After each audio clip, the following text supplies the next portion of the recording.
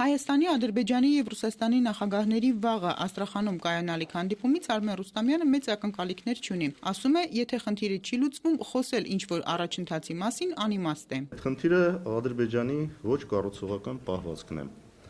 Ադրբեջանը քանի այն դիրքորոշմանն է, որ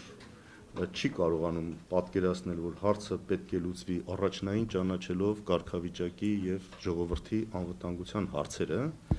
մենք այդտեղ առաջընթաց ակնկալել չենք կարող։ Իսկ Ադրբեջանն այսօր ուրիշ տեսակետ չի հայտնել, քան ավելի կոշտ իր այդ նույն մոտեցումները պաշտպանելը։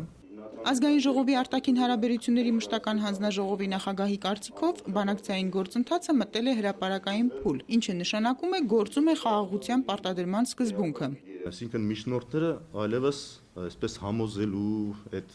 փուլից փորձում են անցնել խաղաղության պարտադրման փուլ,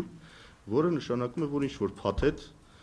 սկզբունքներով հանդերձ պետք է հիմք հանդիսանա այդ խաղաղության համար, եւ դրա հիման վրա կարող է պարտադրվել խաղաղություն։ Այսա շատ վտանգավոր է։ Բանակցությունները միշտ էլ ավելի լավ են, քան պատերազմը, խաղաղ կարգավորում առանց բանակցությունների հնարավոր չէ։ Այս պատճառով Արմեն Ռուստամյանը ասաց, Ադրբեջանը որքան էլ խոսում է պատերազմի մասին, բանակցություններից չի հրաժարվում, որպեսզի պատերազմի մեղքը իր վրա չընկնի։ Հայաստանն էլ շարունակում է բանակցել, Ղարաբաղի անկախության ճանաչումը թողնելով որպես վերջին զենք։ Այս առումով դժվարին իրավիճակում է հայտնվել ազգային ժողովը, որը խորհրդարանական մեծամասնության դեմ լինելով հանդերձ առաջին ընթերցմամբ արդեն քննարկել ու այս քառօրյայում պետք է քվեարկության դնի Ժառանգության հեղինակած օրինագիծը Լեռնային Ղարաբաղի անկախության մասին։ Իրավիճակի պատասխանատուն ըստ Արմեն Ռուստամյանի Ժառանգությունն ու մեծամասնությունն են հավասարաչափ։ Ժառանգությունը չպետք է հասցներ այս վիճակին, ես կարծում եմ, այդ ճիշտը դա էր, այդ նախաձեռնությունը չպետք է բերեր հասցներ նրան, որ անպայման դա պետք է քվեարկվի, երբ որ գիտես, որ չի անցնելու։